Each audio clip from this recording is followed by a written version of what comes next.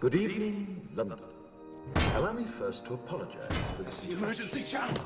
I do, like many of you, appreciate the comforts of the everyday routine, the security of the familiar, the tranquility of repetition. Bloody hell. I enjoy them as much as any bloke. But in the spirit of commemoration, whereby those important events of the past, usually associated with someone's death or the end of some awful bloody struggle, are celebrated with a nice holiday, I thought we could mark this November the 5th, a day that is sadly no longer remembered, by taking some time out of our daily lives to sit down and have a little chat.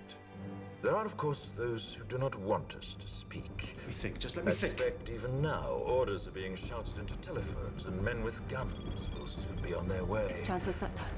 Damn it! Why? Because while the truncheon may be used in lieu of conversation, words will always retain their power. Words offer the means to meaning, and for those who will listen, the enunciation of truth.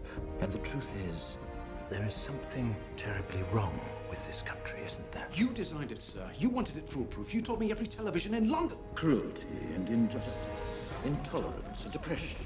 And where once you had the freedom to object, to think and speak as you saw fit, you now have censors and systems of surveillance coercing your conformity and soliciting your submission. We need cameras. How did this happen? Who's to blame? Well, certainly there are those who are more responsible than others, and they will be held accountable. But again, truth be told, if you're looking for the guilty, you need only look into a mirror. I know why you did it.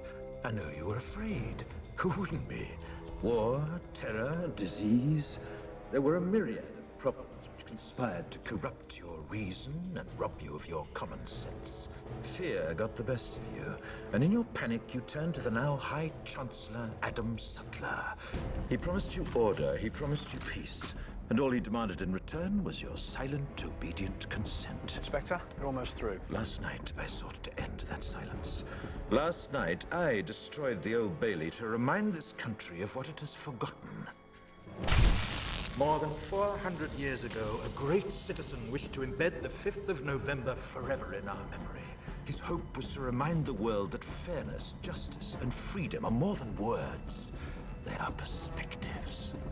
So if you've seen nothing, if the crimes of this government remain unknown to you, then I would suggest that you allow the 5th of November to pass unmarked.